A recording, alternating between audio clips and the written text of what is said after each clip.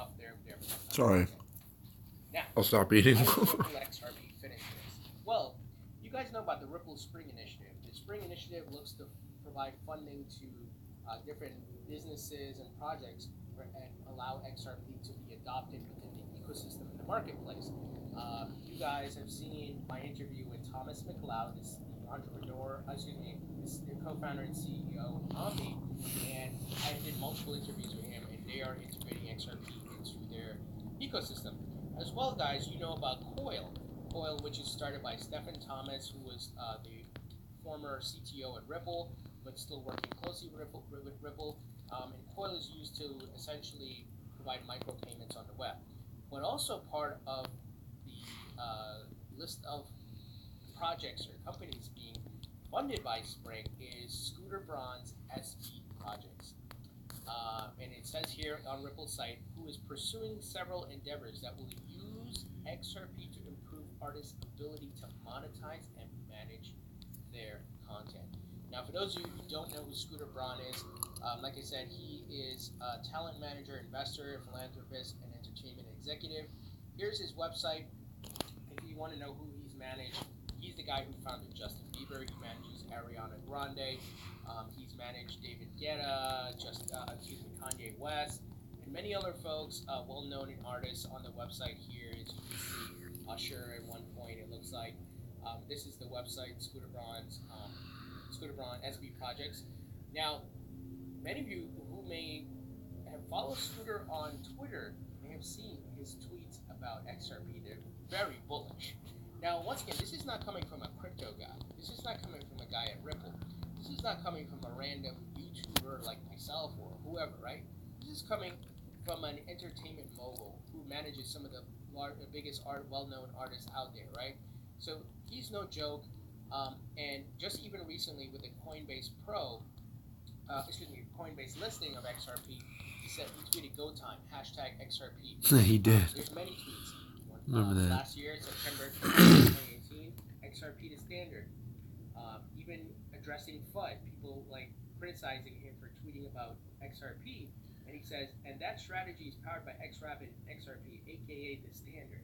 Please research before you tweet your nonsense. More is on the way. What a guy. XRP will be the standard. Enjoy the weekend. Once again, I'm providing facts to you guys. I'm not making this up. That's great.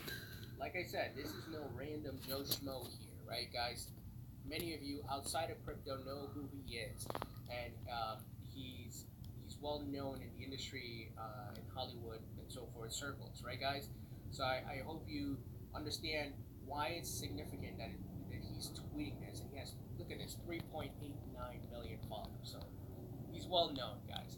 So what he is trying to do, it seems like, and referring to what this article was highlighting as potential solutions, is looking to bring XRP as a way to help artists to monetize their content, to make more money. And the incentive would obviously be for them to make more money because, like I said, I outlined the foundation, the problem, right? What's going on? The music industry obviously is not making the same amount of money. The streaming services are being very cheap, in the royalties that they pay to them. And obviously there's a middleman with these record labels who want their cut. So XRP is not only going to be used for the transfer of funds for cross-border payments by major institutions and banks. It's also going to be helped to monetize music and content. Crap, I hate doing these in the morning. In the morning.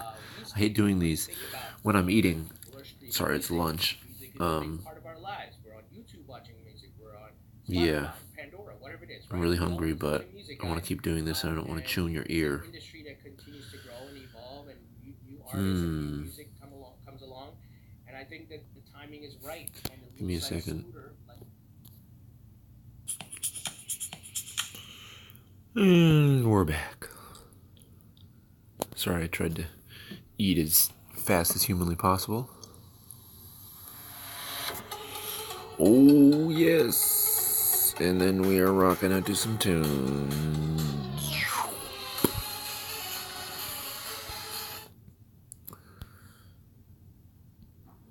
Back to our regularly scheduled program. very bullish on XRP. He keeps saying it will be the standard. Once again, his niche, his industry is about music, not banking, not payments, right? As if he was working at Ripple and he was saying this, then yeah, sure, you of course you're gonna toot your own horn, but this guy is looking to solve a problem, and he's gonna do that with XRP. Now, not only him, guys. What did we hear about recently? And I did a video on this. Coil, excuse me. I just talked about Coil being part of the Spring Initiative, right? Which obviously Coil uses XRP for micropayments. New video streaming platform Cinnamon integrates with ILP. So we talked about this, guys. So on February 21st, Coil tweeted that they will be launching a video streaming platform, Cinnamon, on the Coil platform, which will be integrated with the Interledger protocol. Cinnamon video streaming platform will help content creators monetize their content with XRP. So, not only do you have SB projects with Scooter Braun, once again, big time, right? You have Coil is moving ahead with not only with their micropayment setup, but with the video streaming. And obviously, as they said, content creators monetize their content. So that will, of course, include music videos along with other YouTube videos, like myself, if I'm making videos, right? And let's see here. Ripple acknowledges Coil's progress in their tweet. The XRP ecosystem continues to grow and expand. Built on the Coil platform, Cinnamon Video is the first video streaming platform where content creators are paid directly by their viewers. Speaking of music, Spring, Internet of Value, blockchain. So they, there's going to be other folks that are going to try to solve this problem the music industry has, but Ripple has one of the well-known, the guy who's already part of the industry, major influencer, managing some of the hottest artists today, right? Like Ariana Grande, your Justin Bieber's, and so forth. And once again, this is not about taste in music. This is just about the facts. What's going on in the music industry? What's playing on the radio? What's the problem going on with the streaming services? So Ripple right now, or as far as XRP, has a way major head start. And this is, once again, this has been going on for a while now, right? Spring, this article is from last year, May 14, 2018. And if you, once again, saw my interview with Omni, they had already started the first phase of the integration of XRP. I'm trying to get an interview with Scooter. I know, once again, this is a high-level guy.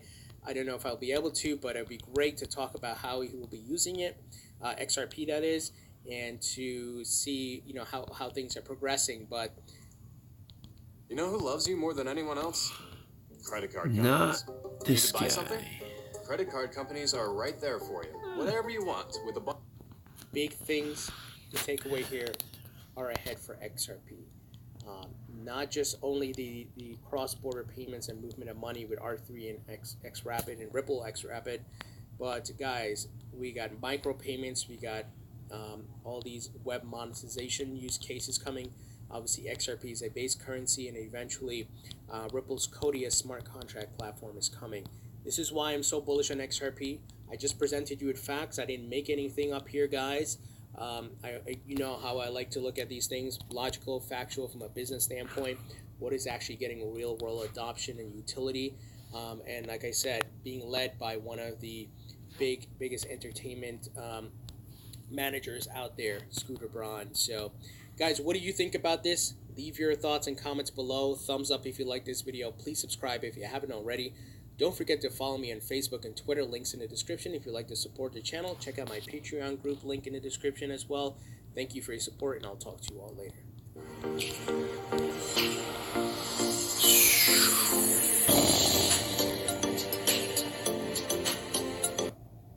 What?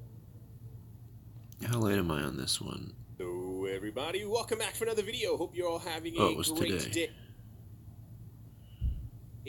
Not and bad. that you are all doing well. Before we begin, I'd like to give an exclusive, very special thank you to my I know who. supporters. They are Brady Niels Yeah. and Professor Wally from Gunbot University. Thank you very much. That's cool. You have an ocean of my internal gratitude. appreciation. And without That was further ado, close. let's jump right now, into it. do you know what that is? Ethereum has... That, to me, I'm trying to determine if that is underpriced. What's it called? Underpriced advertising? What does Gary call it? Underpriced ad?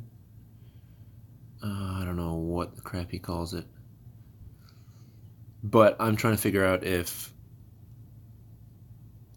the modern investor saying my name in front of his videos once a month and every time at the end of the video is worth his Patreon cost. Basically, the ad for my name for the excuse me, for the, I'm gonna say the title isn't too clickbaity, so I'm gonna say in 1 month this will get between 20 and 16,000 views in 1 month. Is that worth it for what I paid? I don't know. That's what I'm looking to find out. Proceed. They successfully implemented all proposed improvements during the Constantinople hard fork, which was achieved at block height 7.8 million. The effects of the mostly invisible upgrade, except for the upgrade on mining based on the Ethereum Improvement Protocol or Proposal EIP 1234.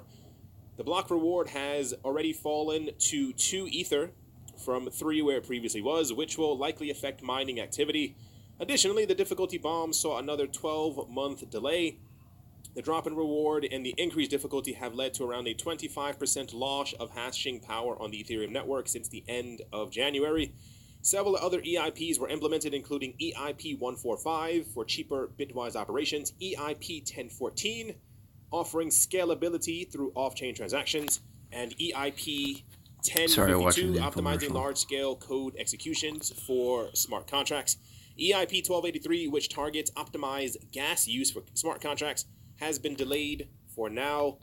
The reason for the removal of this proposal was the discovery of the critical bug, which led to the delay in Constantinople from the initial deadline of the 16th of January. They could not, and I mean logically, they could not delay this any further.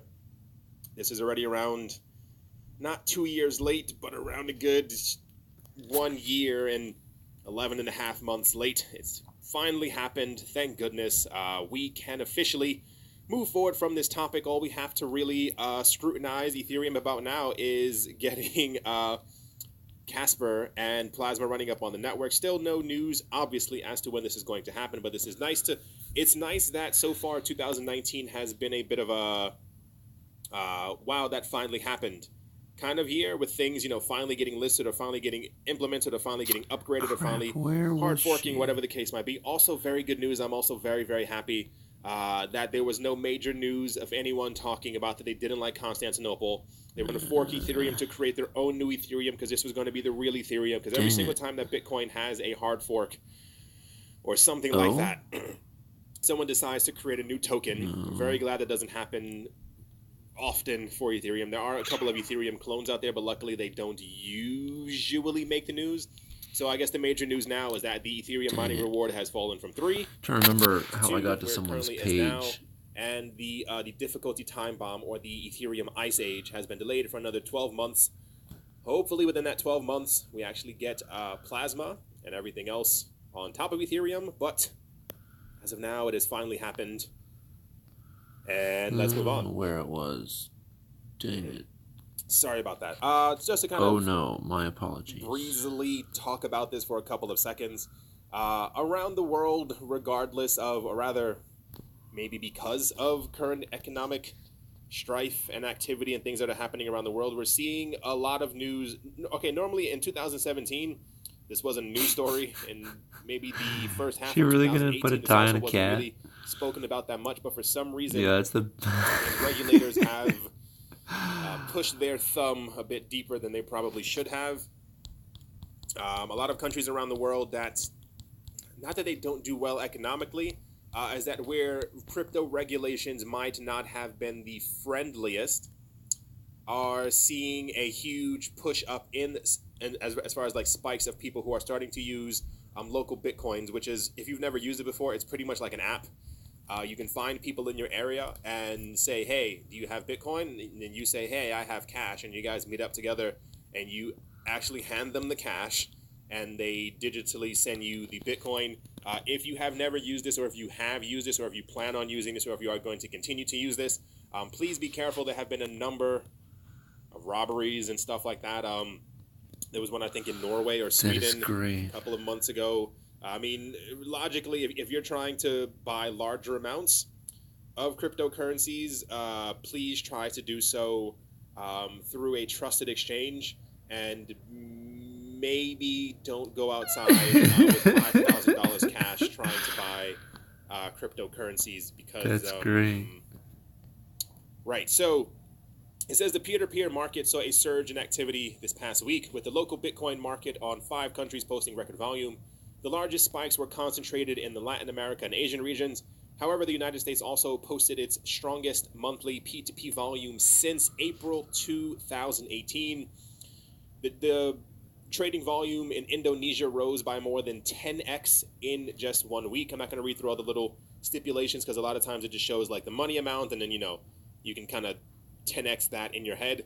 South Korea is up 125%, which is absolutely insane, because South Korea hasn't really been, what's the word?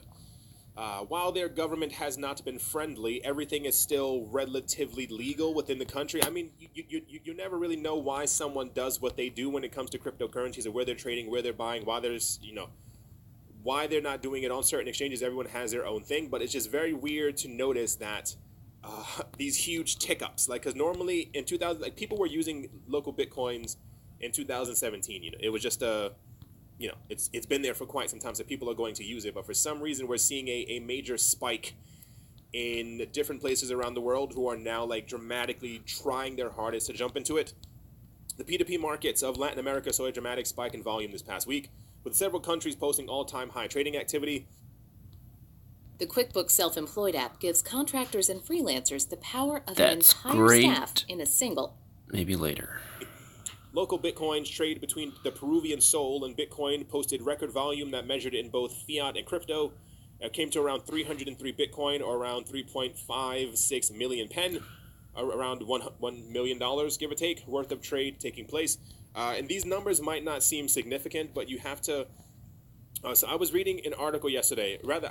Was it a book? I was in a bookstore, and then I was reading magazines, and I don't remember exactly what it was.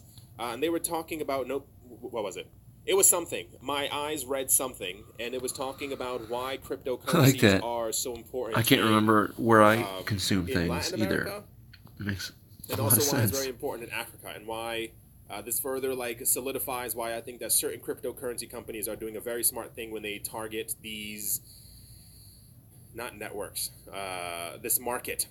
Apparently, it's kind of insane. Of all the people living in Latin America or South America, depending on how you want to classify it, apparently around 60% of people living in South America have no access to banks. 60%, and it comes out to around 600 million people, roughly estimating around. That's an enormous amount of people to not have bank accounts, who banks are never going to...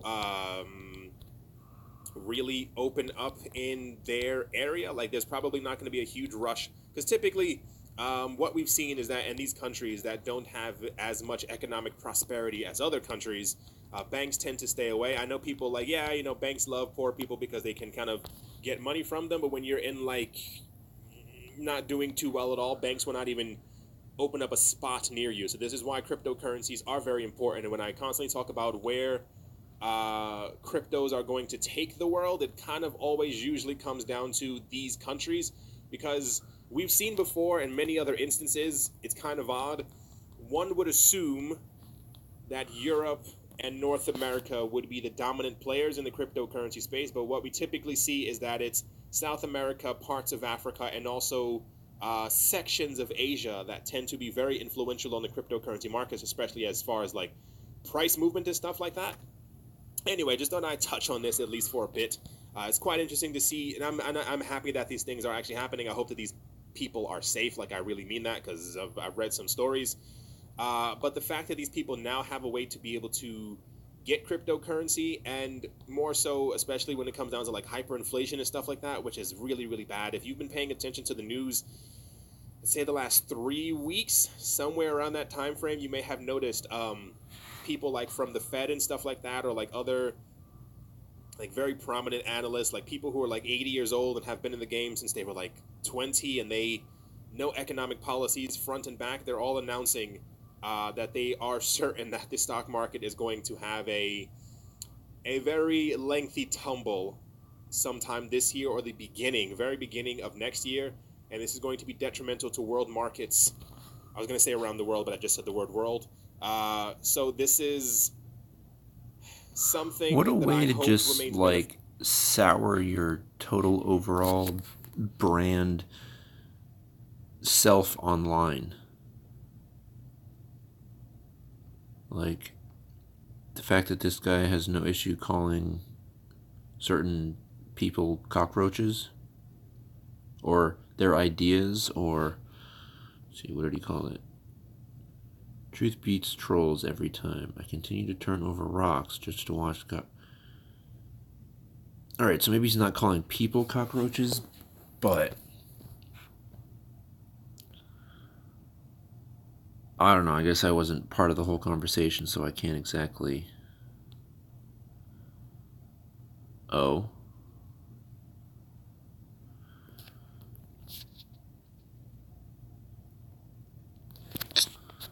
So are you answering the initial question of if it's a scam, or are you just saying you're better than others that don't have the perspective you do? So are you answering the initial question of if it's a scam or not? Or are you saying, or are you suggesting, or are you, I'm going to give him an out here, or are you suggesting you are better than those, better than, or are you suggesting your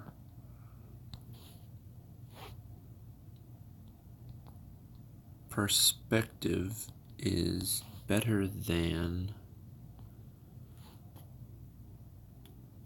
or are you suggesting your perspective is better than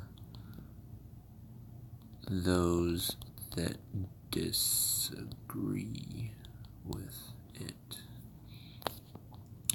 I think that makes sense. So were you answering the initial question of if it's a scam or not? Or are you suggesting your perspective is better than those that disagree with it?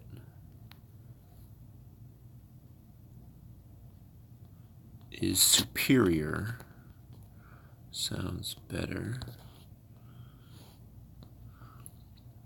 Or are you suggesting your perspective is superior than those that disagree with it?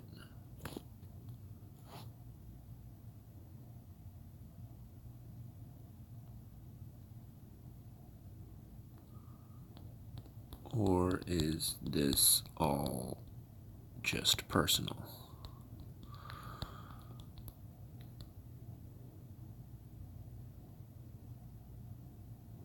Or is this all just a personal opinion? That's my question, and I'm sticking to it. See what things you find when you go to other people's pages? I often forget. What is that smell? Oh, that's so weird. So I'm watching this infomercial on an air fryer, and it literally...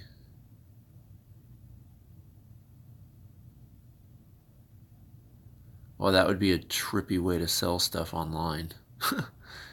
If you had like a device in your house that could... Alright, so say you wanted to buy perfume online. What if you could go and see what it smells like? Or a close representation of it. True, it's totally out there, but why does my brain think like it's smelling what's being cooked in this powerairfryer.com infomercial? I don't know. I don't get it. It smells great though. Whatever it is, it smells great. Countries, but also if enough people in these countries can get into it, and we do see the stock market begin to crumble and fall apart, because it's very rare that you would hear people from the federal government talking about that the economy is not going to fare very well.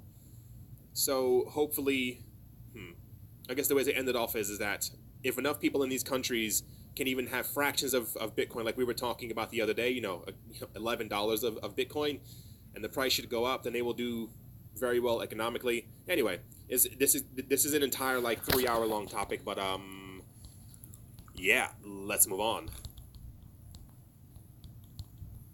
The Thailand Securities and Exchange Commission has issued an abridged list of digital currencies that are deemed compliant 77 with the nation's legal framework to be used as base pairs and funding for ICOs. Thailand Security and Exchange Commission, or the SEC, limited the list of digital assets eligible for ICO funding. In a statement issued this Thursday, the regulator approved a list of only 4 digital assets. They were Bitcoin, Ethereum, XRP, and Lumens. The regulator still underlined the fact that these assets were not considered legal tender in the country. I need like speech therapy or something like that, which I did take when I was younger. Not that you needed to know that. The decision of Thailand Security and Exchange Commission's unravels a previous decision that allowed the usage of Litecoin, I have this Ethereum class sneaking suspicion that the digital asset investor and I are similar in more ways than are obvious, aka the cryptocurrency talk. Very interesting he has mentioned that. And we're back. Additional altcoins for ICO funding. The regulator does not reveal the details behind the exclusion of the assets, except for noting that in the past month, no ICOs have been issued in the country that use LTC, ETC, or BCH for fundraising as base pairs. Moreover, Bitcoin Cash saw troubles around its hard fork last November, which led to additional price volatility. As for Ethereum Classic, its additional risk comes from the possibility for network attacks and double spending. We saw that there was a 51% attack on the ETC network a couple of months ago. You can say no, that didn't happen. Google and the rest of the world will definitely disagree. And I guess their reasoning for not allowing Bitcoin Cash, which they should be allowing anyway, is probably because of the XRP dramatic price drop when it gave birth to Satoshi's vision. This outlines exactly what I usually talk about and what I say and what I'm going to continue to stress until we get proper clarification on everything by the end of this year. This is not the first time that a country has done something like this. It's not just Thailand. There are many other countries around the world who have been unfriendly to cryptocurrencies, and the ones that they have allowed or are allowing within their country for certain activities typically falls within the range of not even lumens. It's usually Bitcoin, Ethereum, XRP, and Litecoin. So Litecoin not being allowed is kind of a weird decision, but when I talk about the coins that should, in my opinion, be focused on, it typically comes down to very few coins. Yeah, I use my mobile phone for business and personal This calls, is actually but I don't really like giving out my personal number a for business. really good And sometimes concept. I don't know when a call is for business or personal. Then a friend So told maybe me this about is the more for GoDaddy my SmartLine app. remembering than yours. SmartLine adds a second phone number to my smartphone, so I can have one number for personal and a separate But it number basically for business. turns your phone SmartLine into runs on my phone, so there's no new equipment or expensive phone plans to buy. It was not an super easy to office, set up. but I a simply multi-line chose my phone connected number. to my smartphone. Now I have one phone with two different phone numbers. That's How brilliant. cool is that? I make and receive calls using my business number. Caller ID shows my business number. I set up business hours for when I want my phone to ring. I have separate business voicemail. I even get my business voicemails transcribed and sent to my email. That's crazy. Finally, no more Gmail, giving out my aka. personal number. And I actually know when a call is for business or personal. No more wondering if I need to answer or ignore a call. My mobile phone is now a professional phone system. Brilliant. I say brilliant. Because governments are starting to restrict exactly which coins can be allowed. Was it the Philippines? I can't remember which other country just announced something like 2 weeks ago, where they were also only allowing Bitcoin, Ethereum, XRP. I think it was Litecoin, and maybe EOS. EOS sounds kind of weird, but it was definitely like a random fifth coin that you don't typically hear about. But just something to keep in mind as we move further into this month, especially. And we hopefully should, maybe, potentially, arms in the air, be hearing about something, maybe, from the New York Stock Exchange and or the NASDAQ as to exactly which coins they're going to be supporting, or even Fidelity. That's when stuff for me is going to start kicking off a little bit more, because I feel like they're going to almost not mimic each other, but I like the phrase, the winners will be chosen. A lot of people disagree with me and they say that their coin is going to be the winner. Just trying to put that out there. Yeah. So anyway, let's move on. Next up, Binance is in news. To stimulate awareness about the inner workings of the recently launched Binance DEX, the team at the exchange have decided to sponsor a simulated trading competition on the live testnet. All users, that is everyone who holds at least one Binance coin on the regular Binance.com, are eligible to participate and can register a maximum of 20 Binance chain addresses. All who qualify will also receive 20 virtual testnet BNB tokens allocated to each address. These tokens will be used before the trading competition Someone's begins. been doing his homework. Binance CEO See, what's interesting is that, tweeted about this. Here's the photo. He said, not that anyone needs to know, proper Twitter protocol, but it just strikes me as odd. If I were this person and I didn't answer this comment, I wouldn't think very highly of myself. So for this person to respond to some things and not to others, it just doesn't help their case.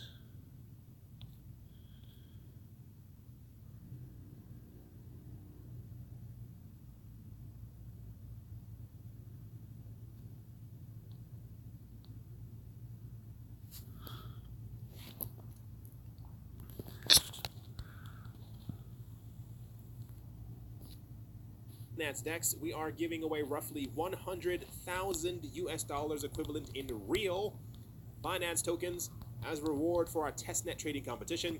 You have nothing to lose. Come and join the fun and help us launch the mainnet faster. The simulated trading competition will run from the 7th of March at 8 in the morning UTC till the 21st of the same month at 8 a.m. UTC. All data on the Binance Chain testnet will be reset before the competition begins. All existing balances will be cleared to pave the way to the competition to begin. Crypto enthusiasts will be able to issue and list tokens on the Binance Chain testnet during the competition period. Addresses to own the tokens will be ranked in terms of the sum of each token's price volatility over every 5 minutes interval and traded against BNB. The top 3 traders will be awarded as follows. The first place will get 3,000 Binance tokens, second 2,000, and third place will get 1,000. If you are a trader, if you like to trade, or if you simply would like to stress test the Binance Decentralized Exchange testnet, please feel free to do so. I'm pretty sure that they're trying to get as many people as possible to be able to do this because what I've seen before with other decentralized exchanges is that they did not work very well as when they had like 300 people on them. So I assume that they want as many people as possible. This is why it says it is open to every single person who has at least one BNB to be able to test this. Because if nothing else, I mean, it kind of moves and helps the crypto space to kind of go forward. Because if we can get a good, 10, 15, 25,000 people who are using this network at the exact same time, transferring multiple currencies back and forth, we could see exactly how strong their decentralized exchange is, because as of, it's still the test net, so no one really knows for certain. Anyway, let's move on. Just something to kind of end the video with. I thought this was, and it's something I previously mentioned for half a second, but it appears that it is actually something that's happening behind the scenes. It pretty much, without reading too much, I'll read the first paragraph and I'll kind of go through it. It says, in recent months, stable coins, which are digital assets pegged to the value of fiat currencies like the US dollar, have exploded in size and variety thanks to the high-profile offerings from companies like Circle, Paxos, and Gemini. Even traditional banks are joining the action, with JP Morgan recently announcing its own stablecoin-like product called JPM Coin. We also Hold on a second. I'll be back. Facebook launching their own stablecoin. It says, thus far, stablecoins have largely avoided public scrutiny and criticism from agencies like the SEC and the CFTC, the Commodities Futures Trading Commission, which have focused their attention on the many issues arising out of the 2017 ICO bubble. Yet, as stablecoins see greater capital inflows and industry adoption, the SEC and CFTC will likely take a harder look at their compliance status. They talk about exactly what's going on with them, how people are planning on using them, and once again, this slight tug of war that we don't really see happening, but is actually currently taking place, where the SEC believes that they should have control over them because under their eyes, it says it's somewhere around here. It says somewhere in the SEC's eyes, because they're being issued by a company and you can some way profit from it, the SEC believes that therefore, yeah, here we go. Given how stablecoins are redeemed, meaning you can reissue them back to the person who you got them from, who created them, the SEC might characterize them as demand notes, which are traditionally defined as two-party negotiable instruments obligating a debtor to pay the note holder at any time upon request. For its part, the CFTC might take the position that stablecoins are known as swaps under the Commodity Exchange Section Act of 1A47A. That provision defines swaps to include an option of any kind that is for the purchase or sale or based on the value of more or one interest of other rates, currencies, commodities, or other financial or economic interests, or property of any kind. Sorry about that. So the smell in my apartment is bacon. That is what someone is cooking. Bacon. Amazing. Now I want it. Hey, bulldog it. At this point, I figured there would be some type of a tug of war. I wonder how this is going to end for stablecoins. And once again, I don't use stablecoins myself. I don't really find a major reason for them. However, for the people who do, look to the sky. And by the sky, I mean the New York Stock Exchange and the NASDAQ. And maybe to a lesser extent Fidelity, but I doubt that Fidelity will have a custody service for stablecoins. To see exactly which ones are going to kind of make it, because I have a very strong feeling, if you realize, remember a couple of months ago when the Gemini coin Gust first launched and the Gemini twins announced on TV, they say, yeah, we're releasing our token because ours is compliant, we've gone through the loops and the hurdles and the so and so and so, and they mentioned several other coins that have not gone through these loops and hurdles, and therefore they and their lawyers already deem these coins to be non-compliant or securities or illegal in some sort of fashion. I don't know, just a lot going on. I wonder where crypto would be without the SEC or the CFTC. I have a feeling we'd definitely be in all-time highs, but it would probably be a complete mess, as we would have at least over 10,000 different coins right now. Anyway, I thought that was kind of interesting because it's something you don't really think about that often, but when you're pegging yourself to a fiat currency, there might be some paperwork that kind of has to be filed. To kind of finish things off, the market is moving sideways. Barely moving at all. You can barely even tell that it's actually even moving. Bitcoin is down 0.25%. Ripley? The market's not really moving.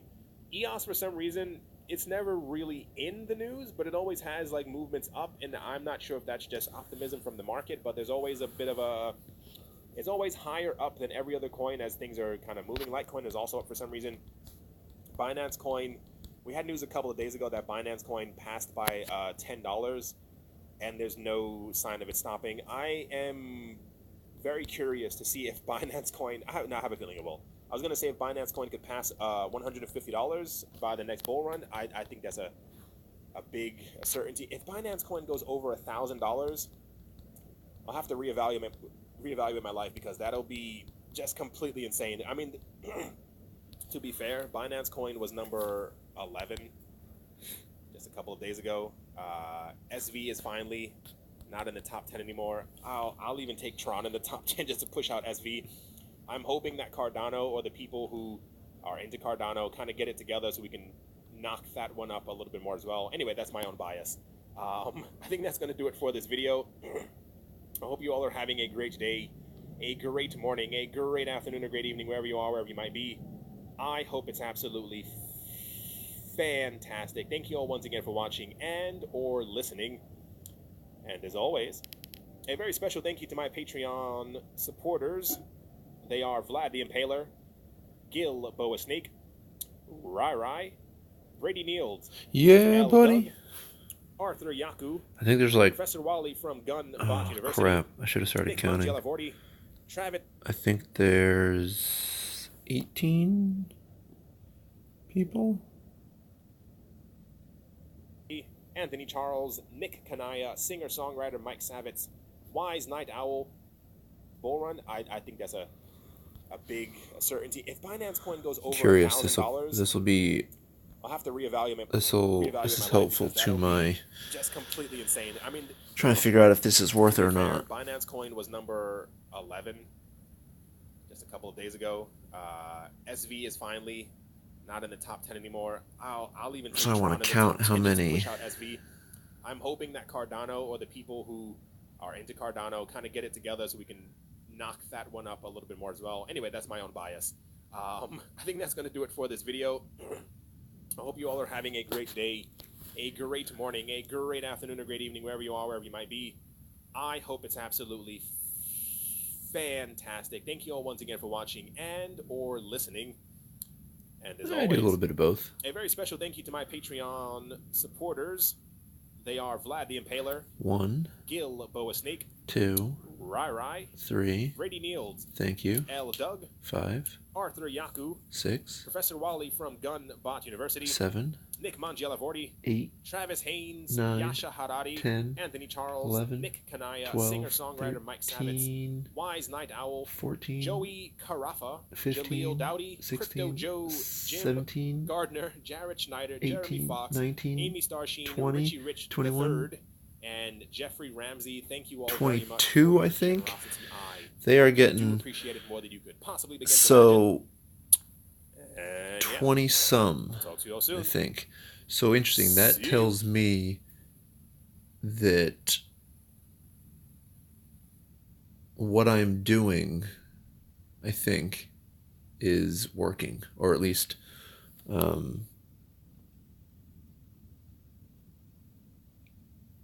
the idea that I have is good so far.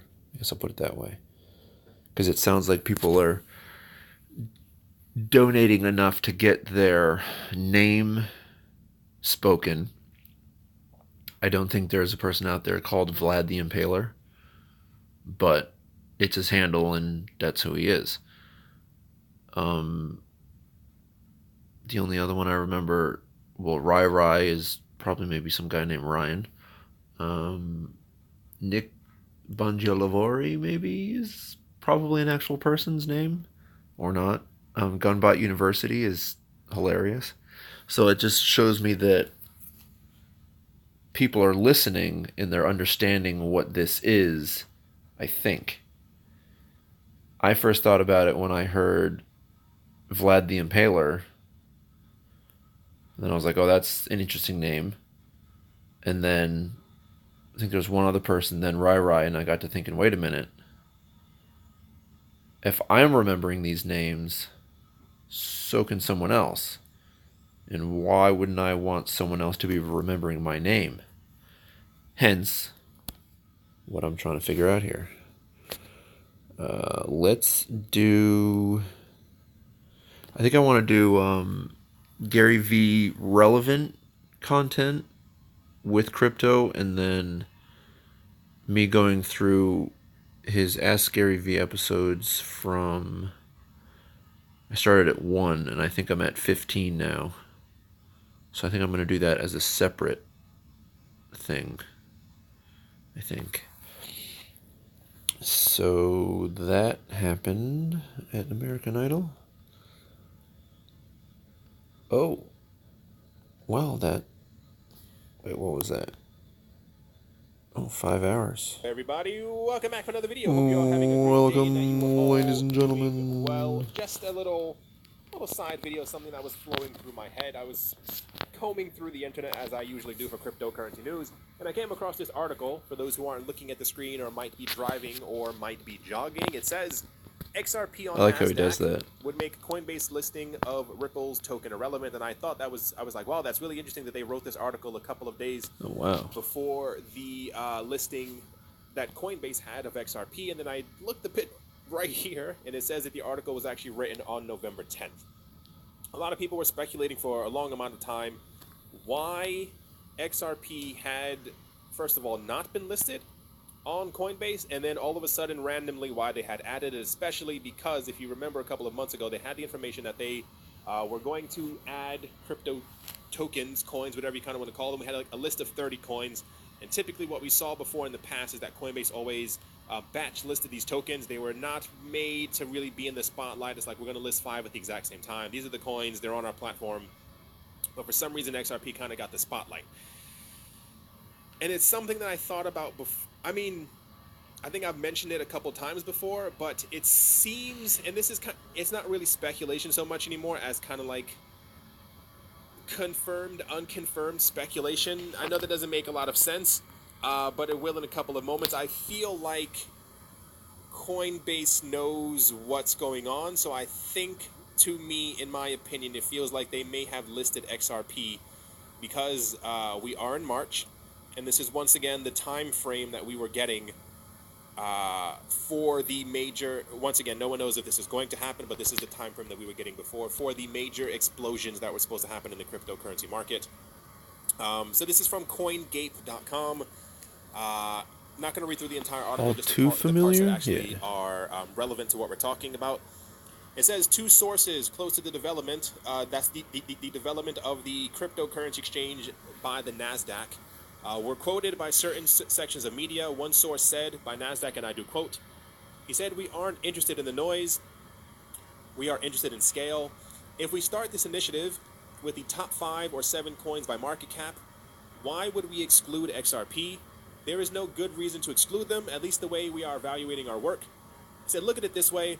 This is just as much noise around Bitcoin Cash as there ever was around Ripple's cryptocurrency, and Bitcoin Cash is listed almost ubiquitously across all exchanges, so we see no reason to exclude XRP. Instead, we've leaned in and embraced what they bring to the table.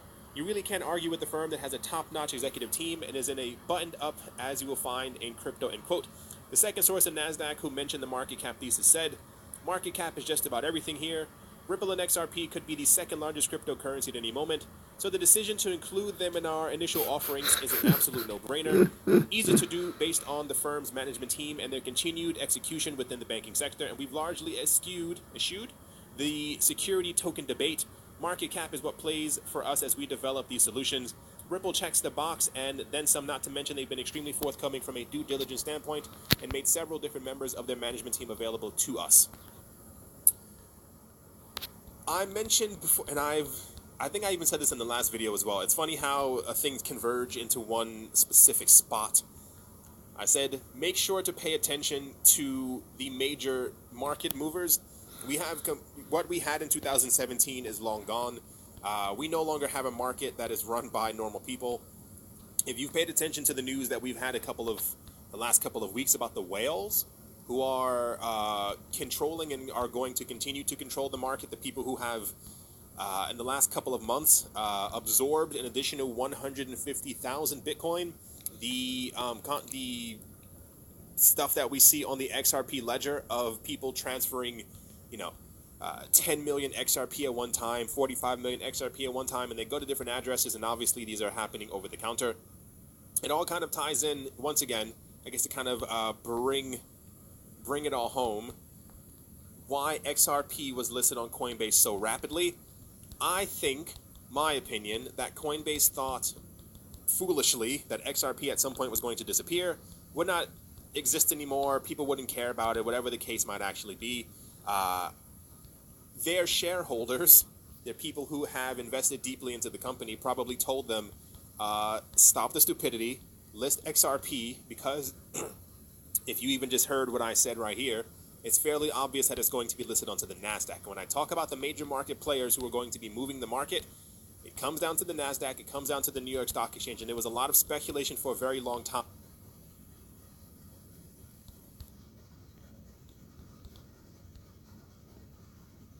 I've got a free Facebook ads cheat sheet as well as a mini really? course with over 4 hours of content for these you guys. guys. It's going to take about 10 seconds to download. You can jump back to your video, so click right down below on this video. These to be able to guys. download that. So if we take a look here, here's the cheat sheet that you're going to actually get right here, where we talk about all things. Like, I watched one the other day about this guy, Iman something or other.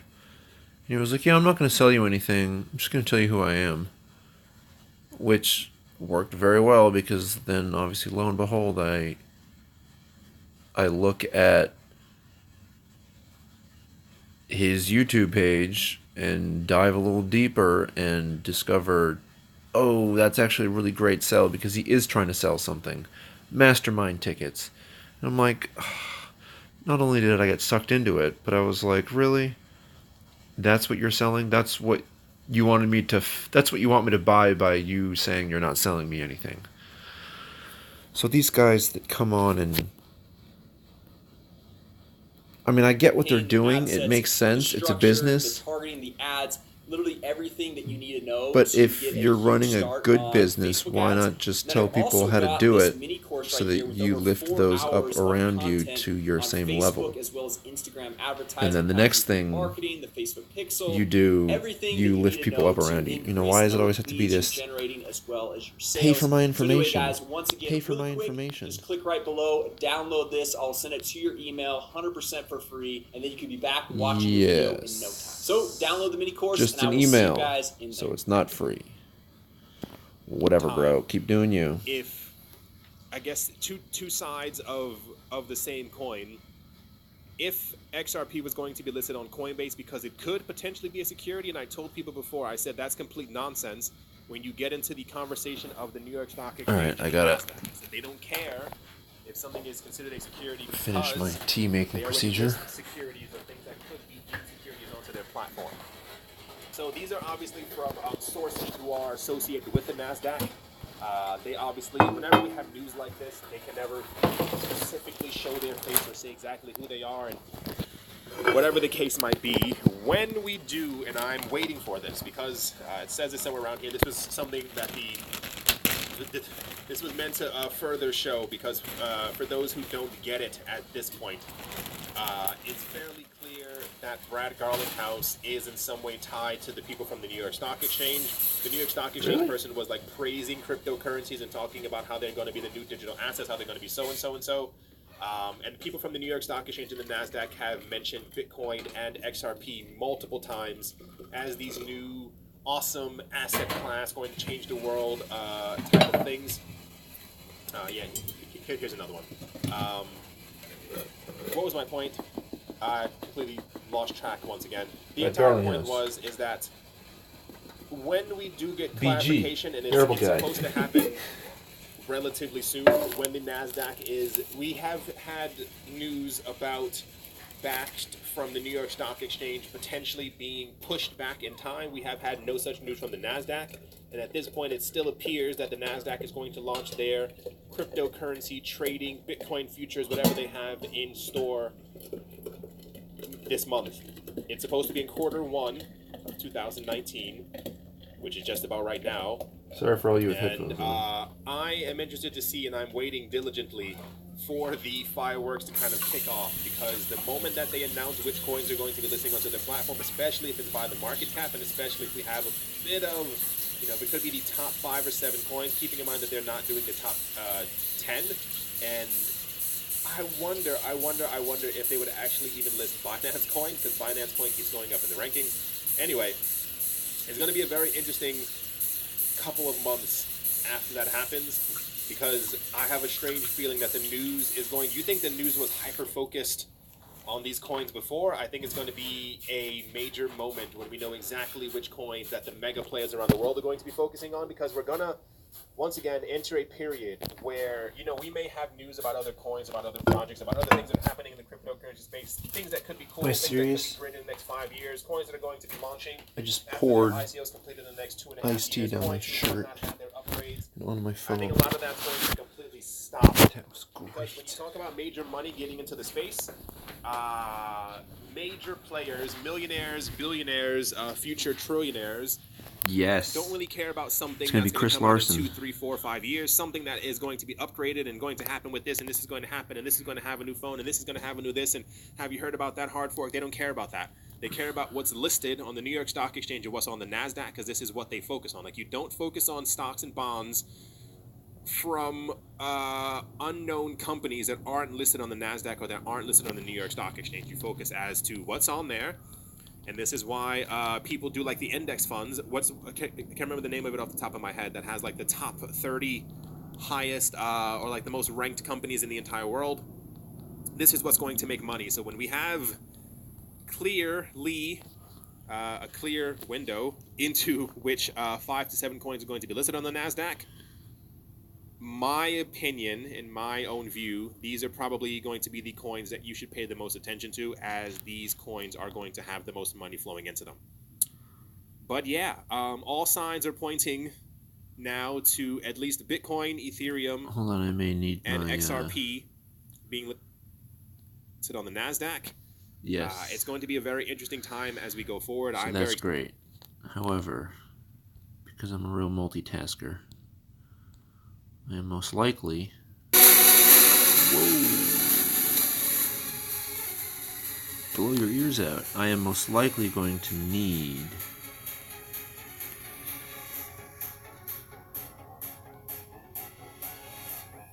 some help addressing this. What were we talking about? Okay. Perfect. Oh, great. I love these. Alright, so my idea of this was to have something great happen, or a government can charge you. Yes. Correct. And if that's how you want that story to end, you're better off saving yourself a lot of money and living by yourself under a rock. I'm curious if I want to even check to see who I'm talking to.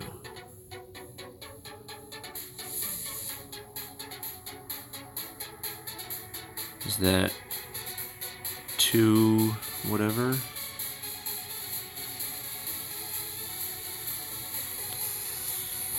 You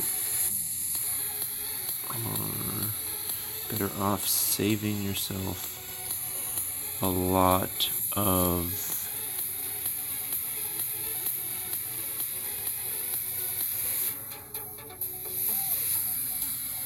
anguish, I think. Let's go to Google. D'Agostino.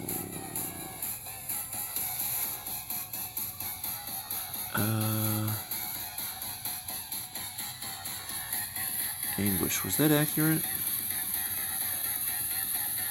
Severe mental or physical pain or suffering. That's actually more accurate than I even thought it was going to be. That's how important words are, people. Yes, correct. And if that's how you want,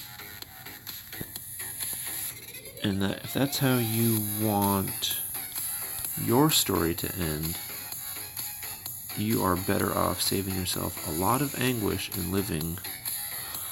Save yourself a lot of anguish by living under a rock.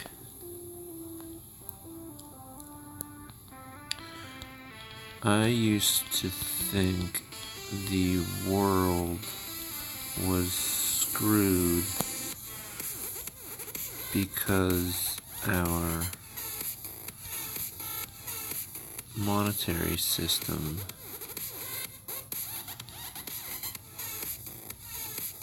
is headed nowhere good fast.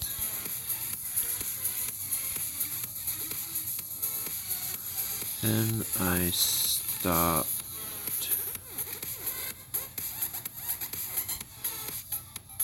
shitting on others' ideas to crap. I don't have enough. Maybe if I put in EOI. Yes, correct. And that, yes, correct. Yes, correct. I kind of want to listen to Not to Change the Subject, but I haven't had some... Alright, perfect example. I'm so glad this came up. This bothers the crap out of me. Pandora Premium lets you search and play and blah blah blah and blah blah blah blah blah blah. I already pay $5 a month, $3, whatever the heck it is.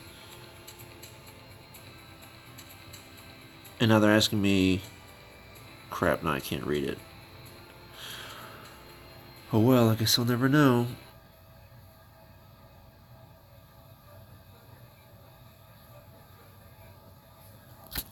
Maybe I want to hear some of this, a little more upbeat.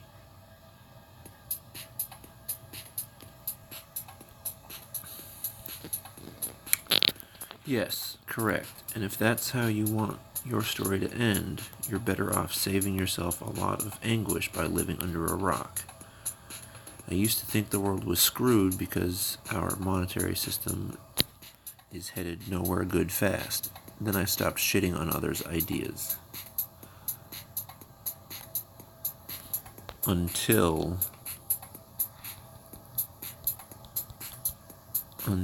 I stopped shitting on others' ideas.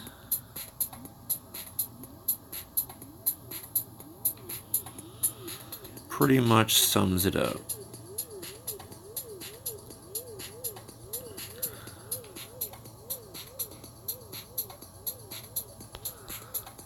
I am curious if you have anything to add to the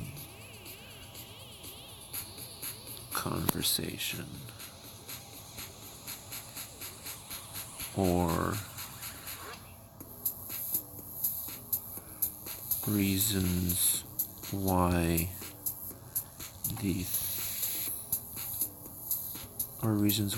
the idea listed above wouldn't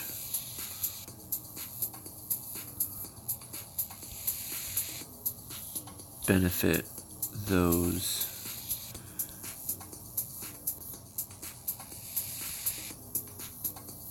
Oh, come on. I'm curious if you have anything to add to the conversation or reasons why the idea listed above wouldn't benefit those involved. I am all ears and willing to learn in areas I am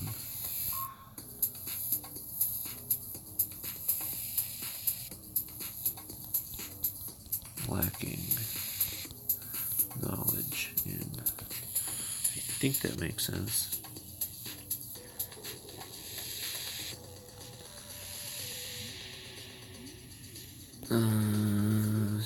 So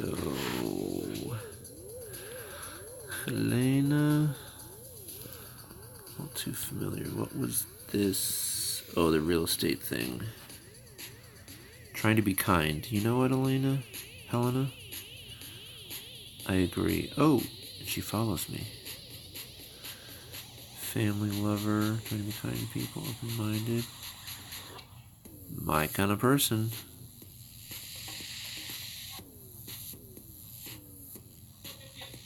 Well, that's kind of weird.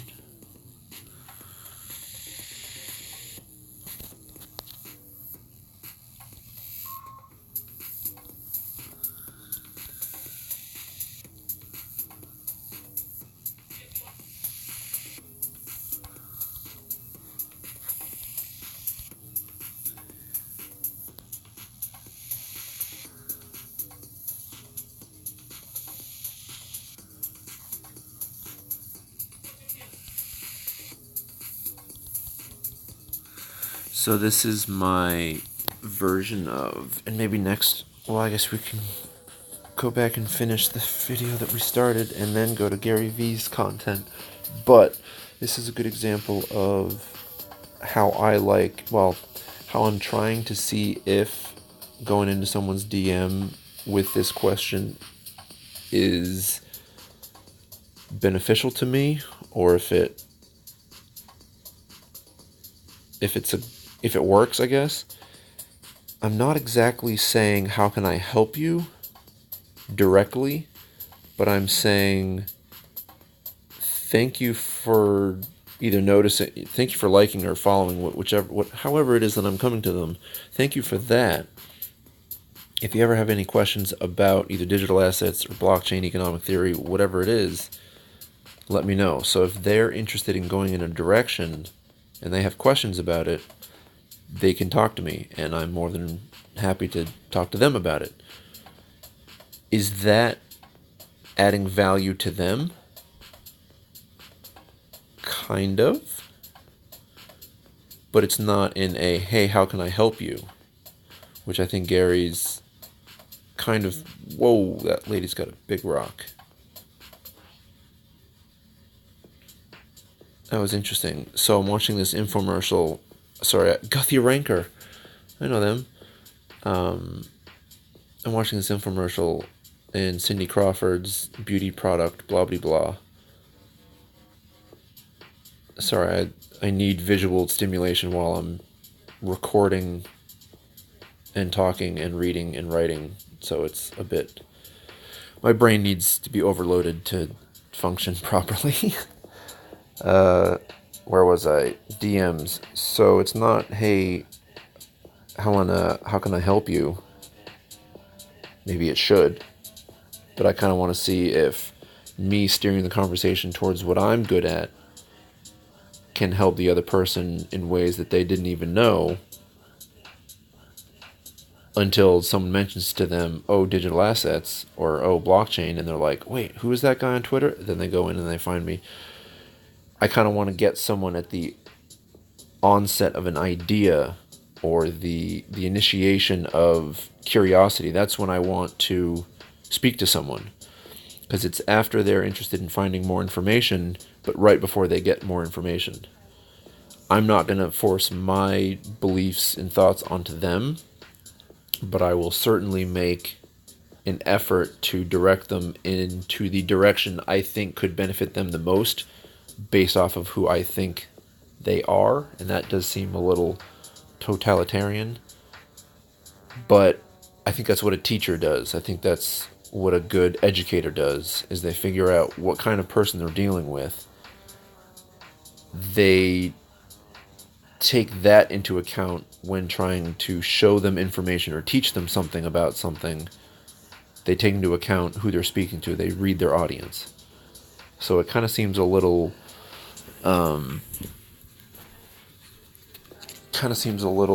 conniving, or I don't know what the word is.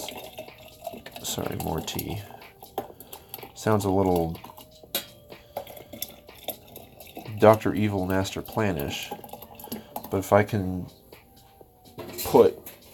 contextualize something so that someone can make a more, if I can contextualize something in a way that helps someone make a better informed decision, then that's what I want to do. I don't want to influence their decision.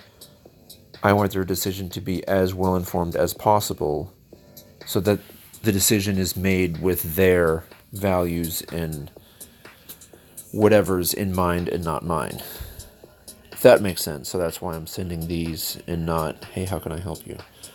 Whew. Sorry, that was a long-winded answer. And I think now, oh, nice jungle. I think now that I'm done doing that, we can go back to this, which is almost over. Pretty sure everyone else is as well. Just wanted to make this little video, something that was floating through my head. It's fairly obvious that this is going to happen, and I feel like because of any association that Coinbase might have with the NASDAQ or the New York Stock Exchange, and because they're going to be listing things relatively soon, that Coinbase probably thought, if we don't do this now, we will never have a chance, because they're trying to... Coinbase doesn't have the same sway as they used to. They've been pushing away quite a long amount of time. People have been asking them for things since 2016 and 17. They have refused, thanks. and now they're trying to, I think, get once again a leg up into the market, because when the New York Stock Exchange and the NASDAQ list their cryptocurrency exchange trading platforms, who do you think the billionaires are more likely to use? The NASDAQ, which they've been using for the last 20 years, or a website called Coinbase? I'm just going to leave it that way. All right, everyone, that's it for this video. Hope you all enjoyed. Hope you all are having a great day, great morning. I great love afternoon, this great evening, guy. Wherever you are, wherever you might be, hope it's absolutely fantastic. I love Thank this you all once guy. again for watching and listening. The way he... And yeah, I'll talk to you all soon. See you. The way he's so politically If you understand this one correct, concept, this you can make a guy. full-time income from home. And if you don't believe me, that Here it is again. How is it that people can generate and maybe this is the new digital age or the new time of digital economy, and that this is possible, and I'm just totally oblivious to it. But how can someone honestly make a living selling other things to people that are making a living selling other things to people? Like, the playing this out does not make sense to me. If he were to say, hey, you can earn a full-time living by, starting a what's it called? An automotive shop for DIYers, and you can, have your YouTube channel, and you can know a lot about engines and have those people literally FaceTime you, and you can say, move this tube to the side or unscrew that nut to the left. Like, they could literally communicate with the information that's in someone's head could be communicated to someone else through a cell phone. Like, to me, that's the digital age. That's what we're going into. So that information, to a degree, is scalable and distributable. True, there is, things that require more than just a pre-recorded, hey, this is how you change your oil on your Corvette, whatever. Other things need to be a little more tailored. So then if you go to this person and, give them whatever it is they need in order to exchange their knowledge for what you need, as long as that price is met and exchanged, they can, do whatever it is. That makes sense to me. And that you could do that from your home and just the knowledge you have in your head. That makes sense to me. The whole figuring out how to, what is it called? Streams at you on YouTube. You should listen though, because all these people did exactly what I'm about to tell you, and they're achieving 5, 6, and 7-figure results. It's pretty cool. Yeah. So here's exactly the one concept. Drop shipping to acquire 6-figure. What's it called? Hold on a second.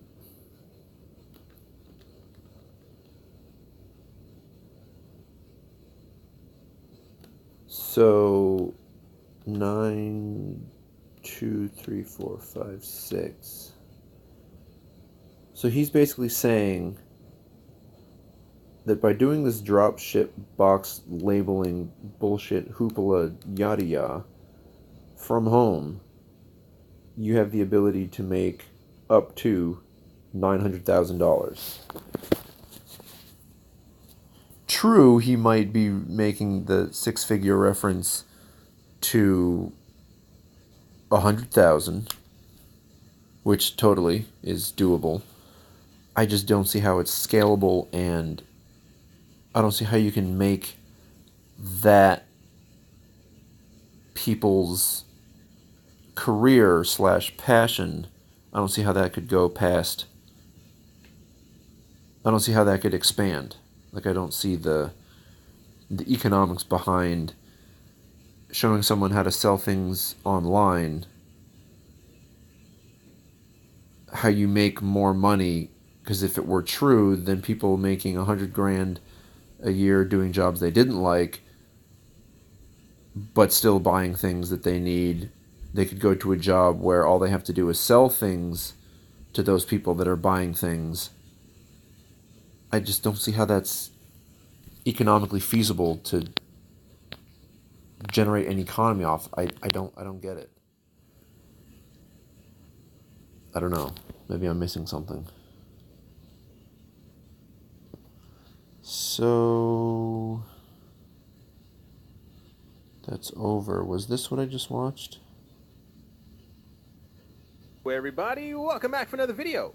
Hope you're all doing well and that you're all having a great day. Just so a little topic that I saw floating around. I'm noticing a lot of things are starting to connect a lot easier in the cryptocurrency space. In 2018, we experienced a lot of situations where things didn't quite add up, and the things that we were receiving in the news just didn't really make a lot of sense. But it seems that the closer, and I mean even as we slowly slide through 2019, it appears that everything is starting to make a bit more sense. So the video was actually supposed to be something else, and you'll get it as I'm like starting to go through it. But it appears that it's already going in another direction, and this has only started within the last couple of weeks. So without further ado, let's jump right into it. The United States Federal Reserve could soon include a cryptocurrency market crash as one of the risks to take into account when conducting supervisory stress tests. The Fed's Board of Governors on Thursday announced amendments to a policy statement on the scenario design framework for stress testing, saying that the collapse of the Bitcoin market may be considered as one of the salient market risks. According to the document, the crypto amendment was recommended to the board by a commenter who proposed it should be seen as one of the several extraordinary shocks, such as a war with North Korea and major losses caused by trader misconduct. The board said it aims to make supervisory stress tests significantly dynamic by including salient market risks in the scenario design framework. Such risks have been included since the inception of supervisory stress tests, with recent additions being oil prices shocks and a severe recession in the euro area, among others. They said, where appropriate, the board intends to continue augmenting the scenarios with risks it considers to be salient, end quote. Supervisory stress tests of eligible firms are conducted annually by the board pursuant to the Dodd-Frank Wall Street Reform Act and the board's stress test rules. The Fed board also explains the reason for the test by saying, and I do quote, Together, the Todd-Frank Advisory Supervisory Stress Tests are intended to provide company management and board of directors, the public, and supervisors with forward-looking information to help gauge the potential effects of stressful conditions on the ability of these large banking organizations to absorb losses while meeting obligations to creditors and other counterparties and continuing to I swear there's without going too much platform that you can go to that has all these songs that you can use for free. I can't remember what it's called. This article may seem confusing or may not seem that interesting to a lot of people. I've noticed a lot of times I'll talk about certain things and people will go, yeah, but what's the point? So I will explain the point to you. For a while, and it's been at least since, I want to say around 2014. I'll give you at least that time frame. So a good 4.5 years, somewhere around that time, the question was constantly proposed to governments and government leaders and world leaders if cryptocurrencies were a risk to the government, if cryptocurrencies were a risk to fiat currencies, if cryptocurrencies crashing or going down to zero could have any significant effect on the crypto, or rather the traditional financial market, if Bitcoin going up in price could have any adverse effects on the traditional markets. And the answer that was constantly given to us over and over, for those who are not looking at the screen, it says, New Fair chairman dismisses crypto as no significant risk to the current financial system. This one says the Dutch government reports say crypto risk is low. Russia said, the central bank said from Russia, crypto risk to global finance is small. And this one says the UK crypto exchanges pose low money laundering risk, says Global Watchdog, without filling up the top with thousands of different tabs. You can actually find them from multiple other countries. This was something that also happened in the United States as well. It was the Federal Reserve who also noted that the risk of crypto was relatively low. They also noted, I believe, maybe not Canada, there were a couple of other countries who also came forward and they all stated, bottom line, that crypto posed no actual risk. The prices were too low, the volatility was too high, nobody would ever want to get into it. Why would anybody in the world be touching cryptocurrencies? The shift that we saw, and I don't know if you noticed it, I felt it in the actual air, is that around October, November of last year, we had information from the New York Stock Exchange, the NASDAQ, and Fidelity that they would be jumping into the cryptocurrency pool. For some reason, cryptocurrency prices didn't actually move. Still not sure why. However, the major part of this is that the large part of the argument was that from the side of the banks kept on coming forward and saying, why would anyone use that? There's no risk. The prices aren't going to go that high. Even if the prices do crash, it means nothing to our actual infrastructure, what we have and where things are going. When the New York Stock Exchange and the NASDAQ announced that they were getting into cryptocurrencies, the things that didn't pose a risk to any country around the world, keeping in... Oh, I might have to go back into music mode. Dirty Bird Camp Out.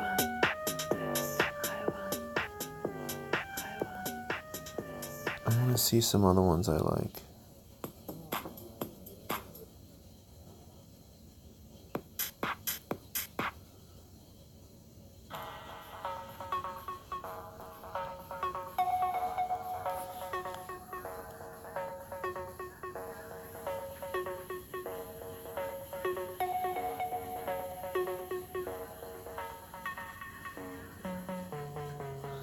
If you scroll through the progress of currency through the 19th to 20th century, you'll notice if you replace the words paper money with Bitcoin, you'll find it difficult to tell the concepts apart.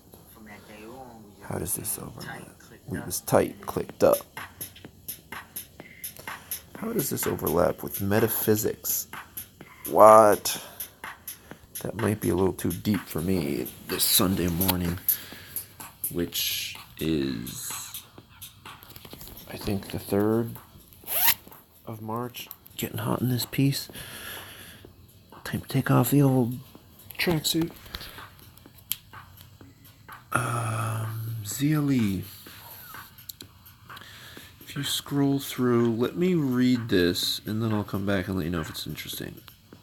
Come to think of it, I'm at an hour and a half. I need to stop this video in time for the next one. If it's anything interesting, I will include it in the next one. See ya!